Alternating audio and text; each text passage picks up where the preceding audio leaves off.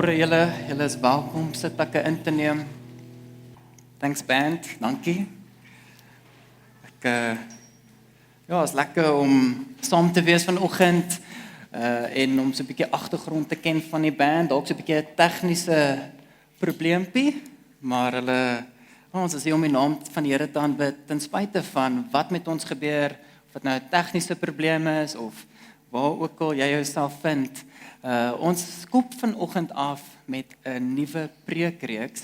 En voordat ek bietjie meer vertel van hierdie preekreeks, ek wil hoor, het jy al ooit gehoor van die woord parastesie? Parastesie. Okay, Celeste gaan seker nou weer vir my sê, dit klink soos anglisisme. Maar parastesie, en ek het hierdie slegte gewoonte, dat wanneer ek agter my lesenaar sit en ek werk en ek's gefokus, dat ek my bene kruis. En dan wat gebeur is, dan wanneer Release my roep, ek moet ook gaan help met die skorrelgoed of iets gaan doen onder, ons trappe onder toe, en ek staan op, dan is my been in parastesie. Want ek het nou nie reg gesit nie en daar's 'n drukking op die senuwee en ewe skielik is my been lam. Okay? Pins and needles. My been is lam. En dit is die wetenskaplike naam vir pins and needles, is parastesie. Jy's paralyzed, jou been is verlam, hy's lam, en dan wanneer sy my vra om onder toe te kom, dan sê ek kom, gee my net 'n oomblik, en jy gaan in sulke fases, so eers is hy dood, en dit is nog oké, dis eintlik die lekker gedeelte, maar die slegte gedeelte kom, wanneer hy begin stadig, maar seker so terug te kom, en ek hou so vas aan ons trapreëlings, en ek is op pad onder toe, en daai gevoel begin terugkom, dis 'n aardige gevoel, dis baie sleg, maar my been is in parastesie, en gelukkig is dit tydelik, dit is my fout, ek weet, ek moenie so sit nie, is nie goed nie, maar ek doen en ek vind myself in dit, ek is in parastesie, ek is verlam, my been is lam, en so is dit daarom tydelik, maar wat ek ervaar het, baie van ons ervaar dit, nie net fisies nie, jy het ook pins en needles, maar ons ervaar dit ook in ons lewens, dalk 'n emosionele parastesie, 'n emosionele verlamming, jy voel net, iets is nie lekker nie, iets is wat reg nie, is dalk emosioneel, is dalk psigies, is dalk geestelik, 'n verlamming wat jy ervaar, en dit verhoed jou om te leef soos wat die Here jou geroep het om te leef, dit hou jou so 'n bietjie terug, dis daai verlamming wat ons ervaar, en ons gaan in hierdie preekreeks ingaan, wat ons noem dat in touch with, so in plaas van dat jy numb voel, in plaas van dat jy daai parastesie ervaar, daai verlamming, daai bedrukking, in plaas wat jy daar ervaar, is jy in touch, jy is in touch met jouself, jy is in touch met God, met die geestelike realm, en wie God is, en met ander, jy is in voeling, jy is in gevoel met, jy is bewus, jy is teenwoordig, jy is in touch. Vanoggend doen ons die in touch with yourself.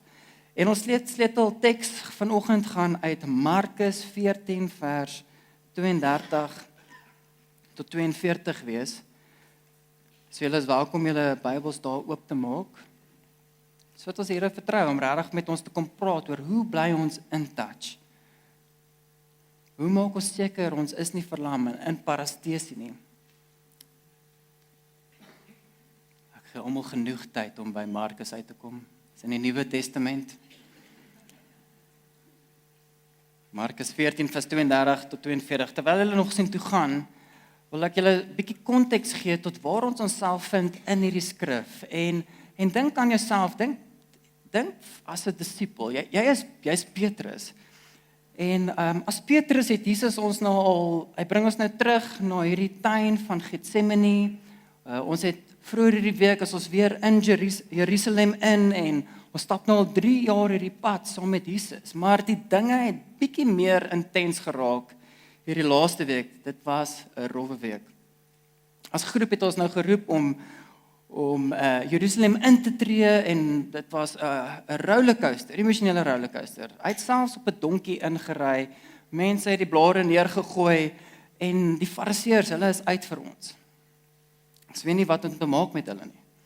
En tydens aandete, terwyl Jesus weer een van daai praatjies gee wat hy gee, en hy sê dat hy gaan sterf, hy gaan vervolg word. Toe staan ek op en ek sê, Jesus, oor my dooie liggaam, ek gaan nie dit toelaat nie.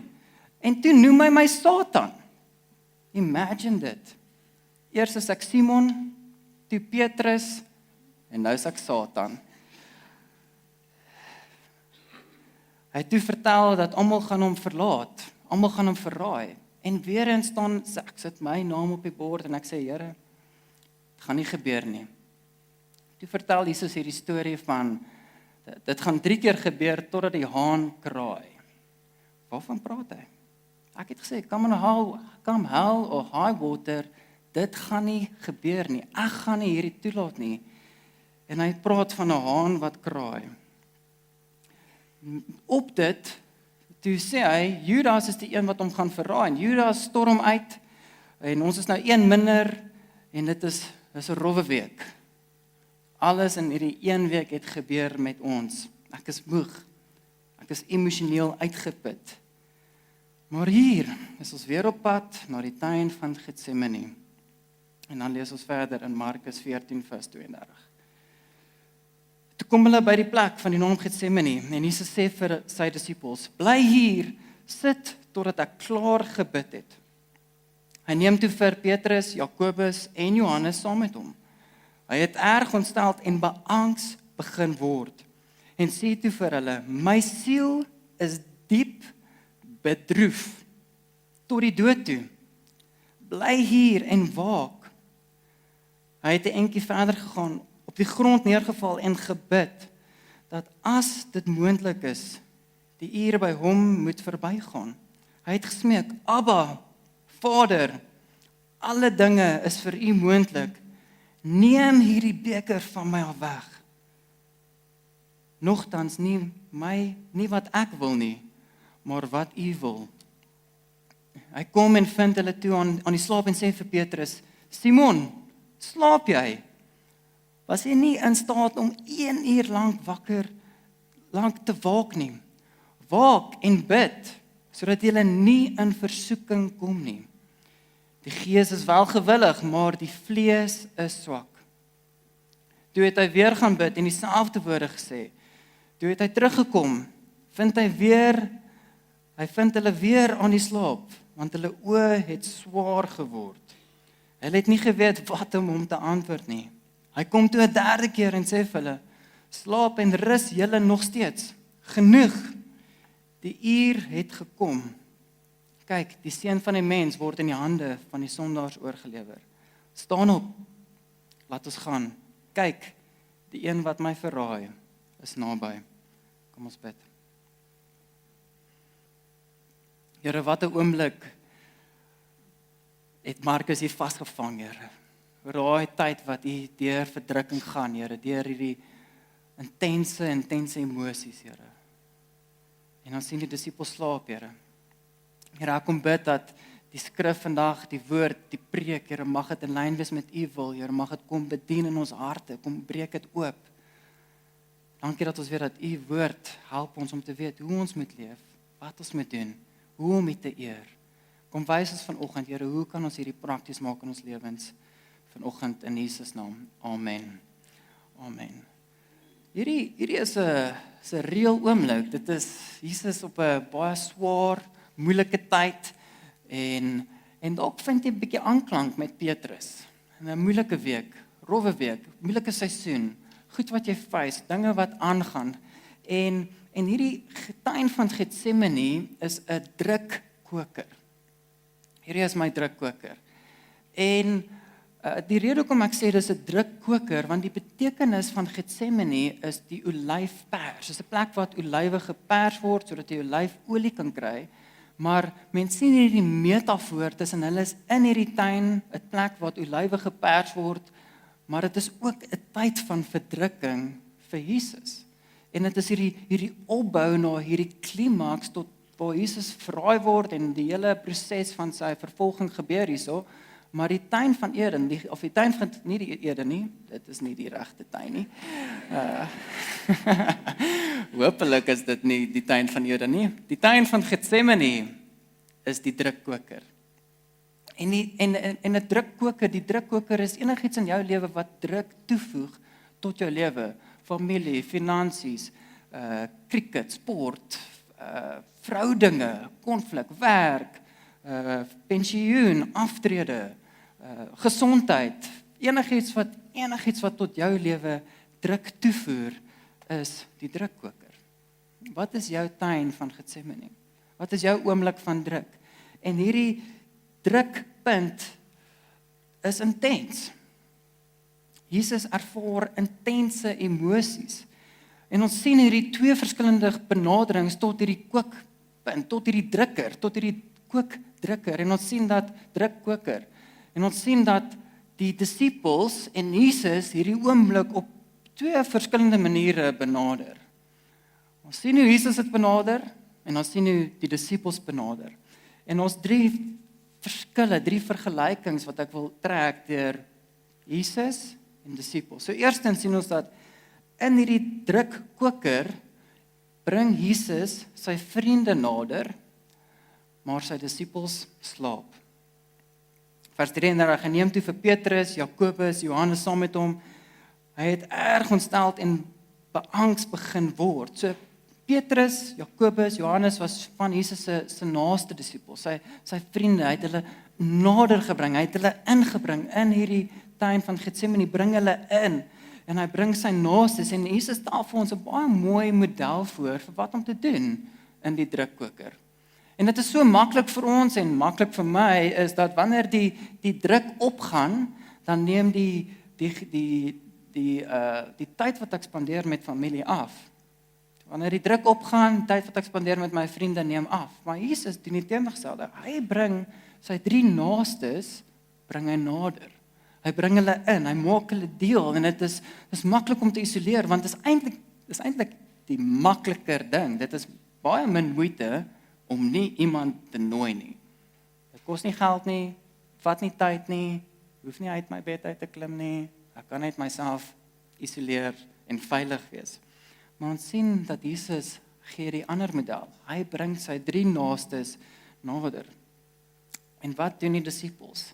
Vers 37, nadat hy hulle nader gebring het, hy kom toe en vind hulle toe aan die slaap en sê vir Petrus, Simon, slaap jy? Was hy nie in staat om vir 1 uur lank te waak nie. En as Jesus na my toe kom en ek sê, 1 uur, dis lank, na hierdie week, en dis aand, klomp goed het nou al gebeur, dis laat. 1 uur is lank, maar wat Jesus sê, kon nie eers 1 uur waak in hierdie tyd, in hierdie drukkoker nie, waardeur ons nou gaan nie, kon nie 1 uur waak nie. Ons sien dat Jesus bring sy vriende nader, maar die disippels slaap.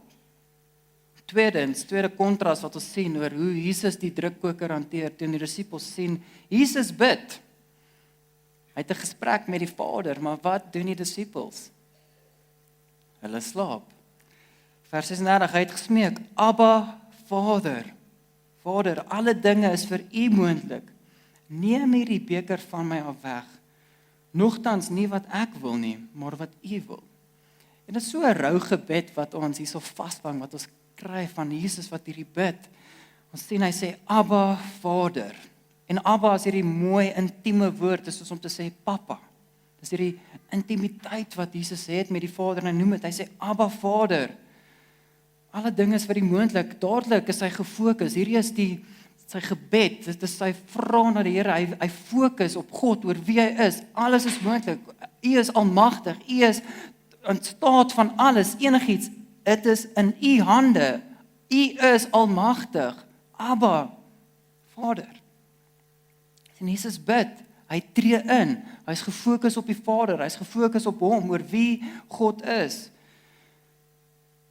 En sy gebed is hier gefokus op die ding wat hy moet face, op dit wat hy moet deurgaan. Hy sê, neem hierdie beker van my af weg. Nogtans nie wat ek wil nie, maar wat U wil. Sien, hy vra nie vir God of die Vader om sy emosies weg te neem nie. Dis nie sy gebed nie. Hy vra nie, Here, ek is angstig, Vader, ek is angstig, neem my angstigheid weg. Dis nie wat hy bid nie. wat hy bid is, neem hierdie beker van my weg. Dit wat die emosie veroorsaak, neem dit weg. En dit is so in lyn met wat Filippense 4 vers 6 is 'n baie bekende skrif. Hy sê, moet oor niks bekommerd nie, maar maak in alles julle versoeke deur gebed en smeking met danksegging aan God bekend. So wat hierdie skrif vir ons leer is, ja, jy mag dalk angstig voel en ons mag vra vir die Here dat daai ding wat die angstigheid veroorsaak, dat ons fokus op dit, ons fokus op die pyn, dit wat die pyn veroorsaak, maar ons vra nie vir die Here om emosie weg te laat gaan nie. En Jesus is hier so besig met dieselfde, hy sê, neem hierdie beker van my weg. Nou wat beteken, neem hierdie beker van my weg? En as ons gaan kyk na wat die beker beteken reg deur die Bybel, Jeremia 25 vers 15 praat van die beker wat Jesus van hier praat, is die woede van God wat na hom toe kom. Jeremia 25 vers 15, hy sê, ja, so het die Here, die God van Israel vir my gesê, neem hierdie beker met die wyn van woede uit my hand en laat al die nasie na wie ek jou stuur daaruit drink. So hierdie beker sou gevat geword het na al die goddelose, al die sondaars, almal wat teen God is, en dit is die beker wat hulle sou drink. Die beker van woede.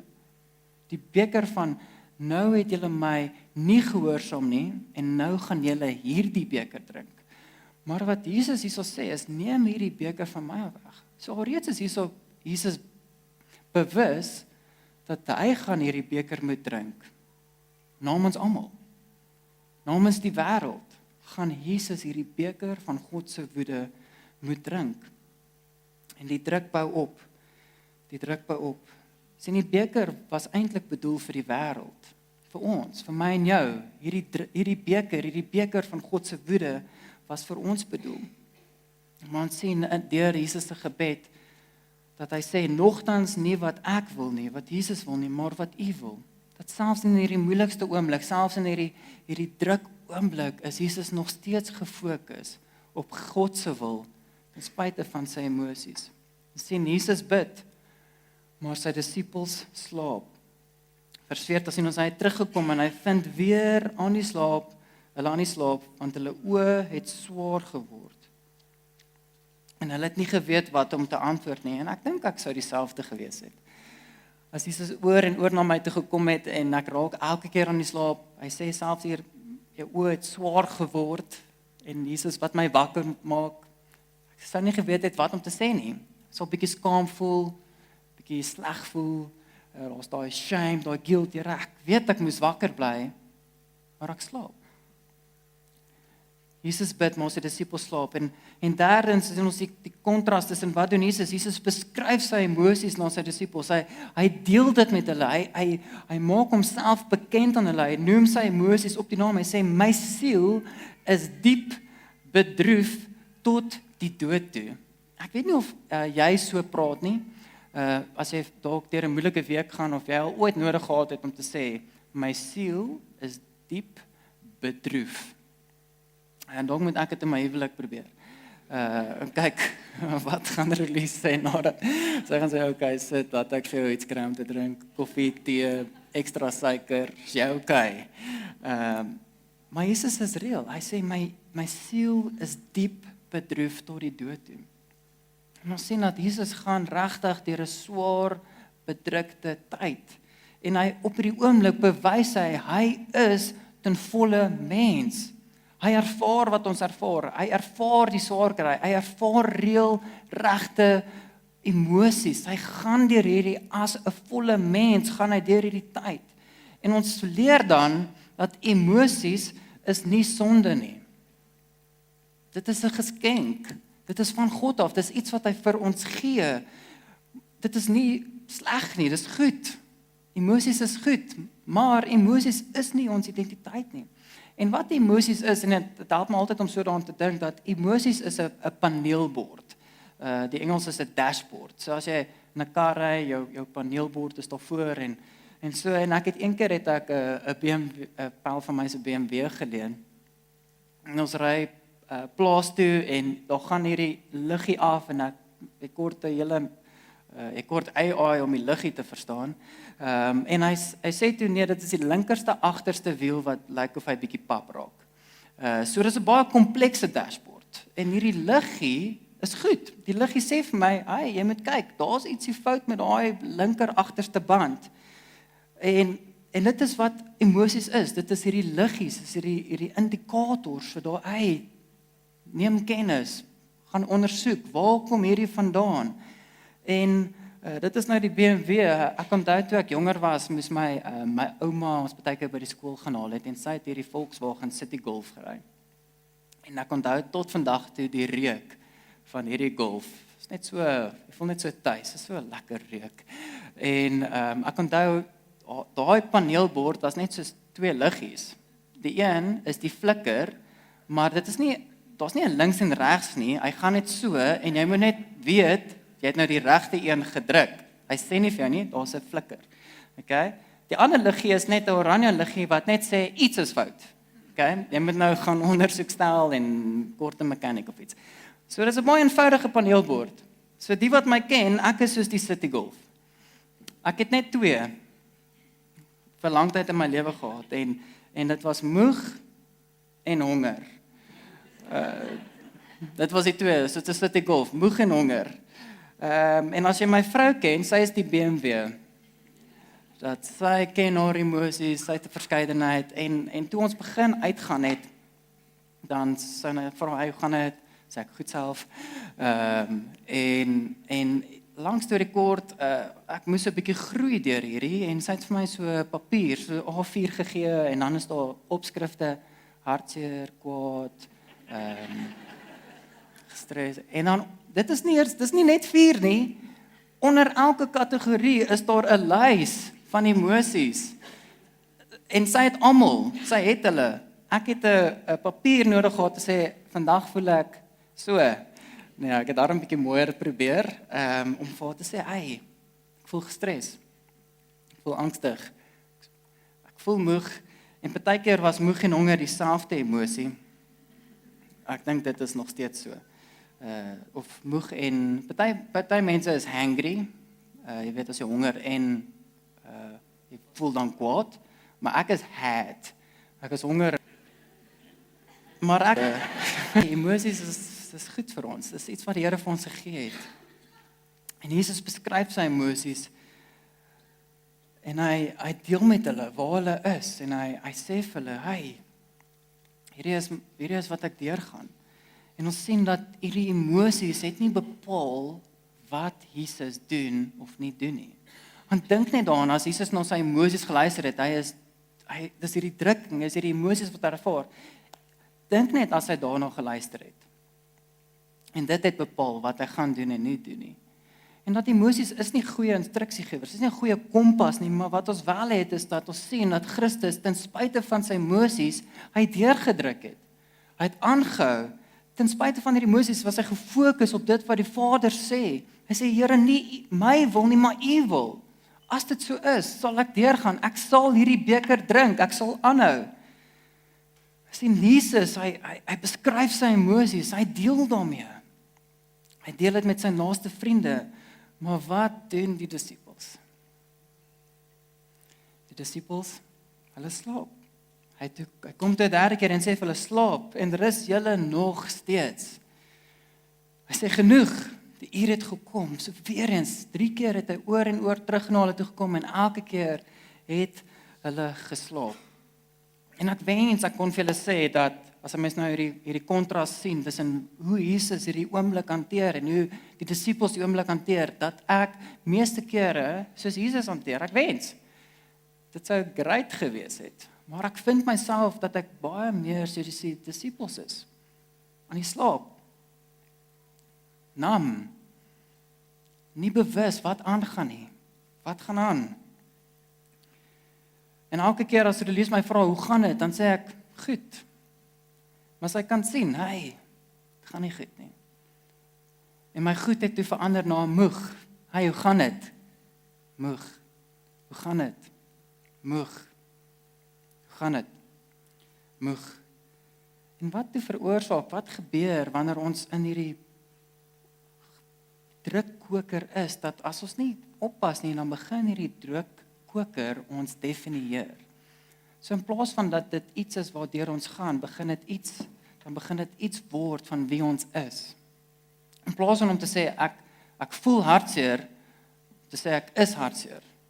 En ek gaan deur 'n moeilike tyd, om te plaas dan om te sê, ek voel depressief, dan begin ons depressief wees, en hier is nie 'n geleentheid wat ek nou sê, dat daar is nie iets soos depressie nie, maar vir my was, ek het begin my emosies toelaat om te sê wie en wat ek is. En dit is stadig, maar seker, wat gebeur is, ek voel depressief, en al wat ek doen is, ek snoes net 3 minute later, vanoggend, môreoggend 5 minute, die oggend daarna 10 minute, omdat ons emosies kan so bydra tot wat ons doen. Maar ons sien dat Christus is anders. Hoe hy druk deur. Sy emosies was nie vir hom 'n bepaler van wat hy doen of nie doen nie. So die goeters wat ons druk, wat ons pressure, die lewe draai dalk nie uit soos wat jy gedink het nie. Familie gaan nie soos wat dit gaan nie, jou gesondheid gaan nie soos wat dit gaan nie, en hierdie drukking, hierdie drukkoker in jou lewe begin te bepaal, wat doen jy en wat doen jy nie, hoe leef jy, begin bepaal word deur die drukkoker.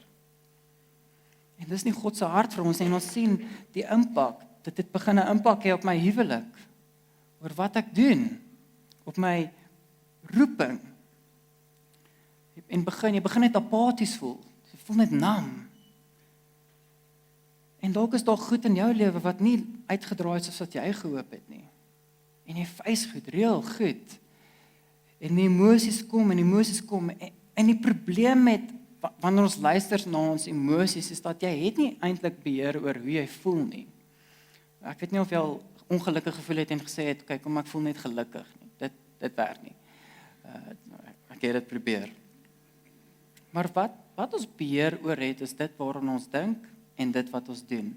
Maar die probleem, dat wanneer ons luister na ons emosies, en ons begin goed doen in lyn met daai emosies, byvoorbeeld, as jy depressief voel, dan sê ek gaan net langer in die bed lê en myself isoleer.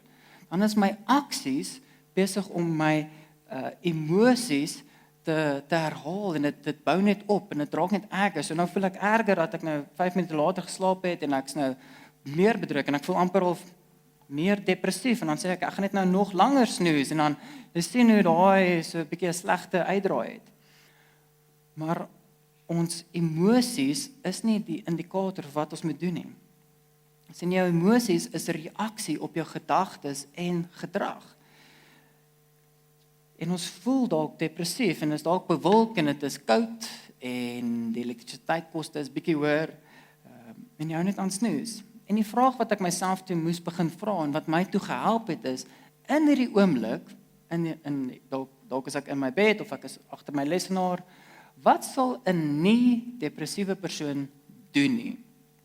En die rede hoekom mens daai vraag vra, is want jy wil jouself tot 'n aksie kry, wil jouself kry om iets te doen, wat nie in lyn is met jou emosie nie.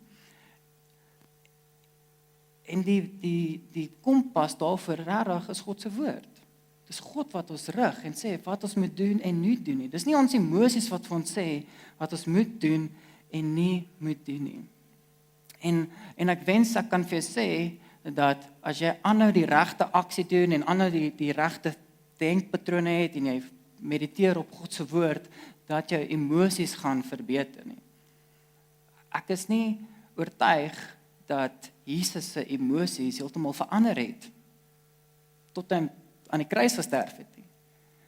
So wat ek nie sê nie is dat hoe meer jy in die regte gedoen het, gaan jy emosies verander en dit gaan, ja, daar is psiege en daar is 'n wetenskap agter dit, maar wat as jou emosies nie verander nie? En dit bou net aanbou tot jou drukkoker. Gaan jy op 'n stadium ophou die Here aanbid? Gaan jy ophou deurdruk? Gaan jy opgee? Dat Jesus het nie opgegee nie. En wat Jesus gedoen het is, dat op daai kruis het hy alle druk op hom gevat. Dat hierdie beker wat hy gevra het, Here, as dit U wil is, sal ek, maar as dit nie hoef nie, moenie, hy het deurgedruk. En wat hy gedoen het, is hy het hierdie drukking van die wêreld, van die sonde, van die sondige natuur van mensdom, het hy op homself geneem, hierdie pressure, hierdie drukking, het hy op homself gevat, tot op die punt van dood. Waar hy gespyker was deur sy hande, sy bene, waar die sonde gevat het, hierdie ongelooflike druk, het hy gevat. En ons vergeet dit baie keer, dat hy het jou, hy het ons, hy het dit gevat, alles het hy gevat aan daai kruis, sodat ons nie hierdie druk hoef te vat nie. So wat Jesus daar gedoen het, is hy het in plaas van dat hierdie drukking ons definieer, in plaas van die sondige natuur, die sondige wêreld ons definieer, het Jesus dit op homself gevat en gesê, ek vat dit, ek vat alles, ek vat die betaling, ek word sonde vir mensdom, en ek betaal die prys. Sien, Jesus se grootste drukking was op daai kruis gewees, tot op die punt van dood, sodat ons nie hoef nie. En daarom het hy ons. En baie keer is ons soos die disippels wat snoes, wat slaap, wat nie in gevoeling is nie, ons is naam, ons is nie in touch nie. Maar die goeie nuus is dat selfs tot vandag toe, is Jesus besig om te bid. Sien, hy is in die hemel, en hy is besig om in te tree vir my en vir jou. En hou aan, en aan, en aan, en hy hou aan, net soos wat hy gebid het, en Getsemane, bid hy nog steeds in die hemel. En hy tree in vir jou. En wat ons help in hierdie tyd van drukking, is om Jesus se model te volg, waar ons kan eerlik wees, en dit is so 'n bietjie praktiese stappe wat ons kan doen, ons kan commit, en ons sê, Here, hierdie week, of hierdie tydperk, ek gaan ongemaklik eerlik wees, met naby vriende. En ek weet, hierso by die kerk, is dit soos, hey, hoe gaan dit nie, goed, dankie met jou, en ek weet, altyd, dis nie die volle waarheid nie, maar dit gaan goed, maar ek wil jou uitnooi om naby vriende te kry, mense wat jy vertrou, wat jy regtig ongemaklik eerlik kan wees, en sê, hey, dit is hoe dit met my gaan, dit is hoe dit regtig gaan, en hulle gaan dit dalk nie goed hanteer nie, soos wat die disippels dit nie reg hanteer het nie, maar jy het dit nodig om te deel met iemand. Dis eerstens, tweedens is dit 'n geleentheid om te bid en vertrou self vir die versoeke in jou lewe. En hoekom ek hierdie uitlig, want dit is so maklik om te sê, ja, ek gaan hierdie ding, bid saam met my. En dit is reg, hou aan dit sê, maar wat ek baie keer wonder is, voordat ons daai sê, het jy self gebid? Het jy self gevra? Daai versoek, daai ding wat deur jy gaan, het jy self gevra, Here, help my met hierdie ding by die werk, help my met hierdie familie situasie, Here, kom deur, ek vertrou U, kom deur. En dan derdens, dat ons eer die Here ten spyte van ons emosies.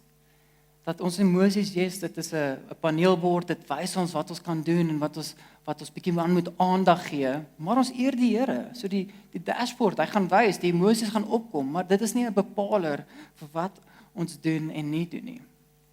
Dit is God se woord wat vir ons lei. Die goeie nuus is dat die beker wat vir ons was, het hy gedrink. En ons gaan saam nagmaal geniet. En dit is altyd 'n herinnering van die drukking het hy gevat, sodat ons nie hoef nie. Ek lees graag vir ons vanaf eintlik net voor hierdie in Markus 14 vers 22. Terwyl hulle eet, het hy brood geneem. En nadat hy die seëngebed uitgespreek het, breek hy dit en gee dit vir hulle en sê, neem, dit is my liggaam. Toe het hy die beker geneem, gedank, dit vir hulle gegee, en hulle almal het daaruit gedrink. Wat so mooi is vir my van hierdie skrif wat vir my uitstaan vanoggend, is dat hy het sy beker gevat, sy beker, en hy gee dit vir die disippels. En ons sien op die kruis dat volgende dag het hy ons beker gevat, en hy het dit gedrink. So wanneer ons nagmaal hou, dan onthou ons, die brood is 'n verteenwoordiging van Christus se liggaam, wat al die druk van ons sonde op homself geneem het. Sy liggaam was gepers. Sy liggaam was tot die dood toe gevat. En vir ons sonde is 'n prys betaal. En die beker is 'n herinnering dat hy het ons beker gedrink. Die beker van God se woede, van die nagevolge van sonde het hy gedrink. En ons het dan 'n geleentheid om sy beker te drink, wat 'n nuwe verbond is, wat lewe is, wat vir ons lewe in oorvloed gee. En hy het vir hulle gesê, dit is my bloed, die bloed van die verbond, wat ek vir baie uitgegiet word. Amen. En ek sê vir julle, dan praat hy van hoe hy nie dit weer gaan drink, tot daai dag, wanneer almal in die koninkryk is, sal hy nie weer daarvan drink nie. So ons gaan vanoggend nagmaal hou. En wanneer ons nagmaal vanoggend doen, wil ek julle nooi om voordat jy daai elemente vat, om jouself te vra, hoe gaan dit? Hoe voel ek? Waar is ek? Is ek stom? Is ek nam? Is ek buite gevoeling? Is ek nie bewus van dit wat ek ervaar nie? En in daai oomblik kan die Here vra, help my Here, om te voel wat U voel. En om my te help om te weet, wat voel ek? Waar is ek? Hoe gaan dit met my? En dan wanneer jy hierdie elemente vat, dan vat jy dit in geloof. Here, ek dank U vir dit wat U vir my gedoen het aan die kruis.